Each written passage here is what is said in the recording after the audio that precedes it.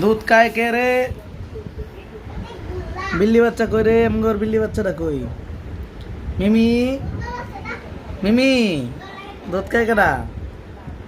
হ্যাঁ, কেডা দুধ খায়? এই যে মিমি, এই যে মিমি, মিমি, মিমি। খাওয়ার সময় ডিস্টার্ব করতে নাই। মিমি, তুমি কি খাও? মিমি, তুমি কি খাও? হ্যাঁ, এই বেটা মিমি।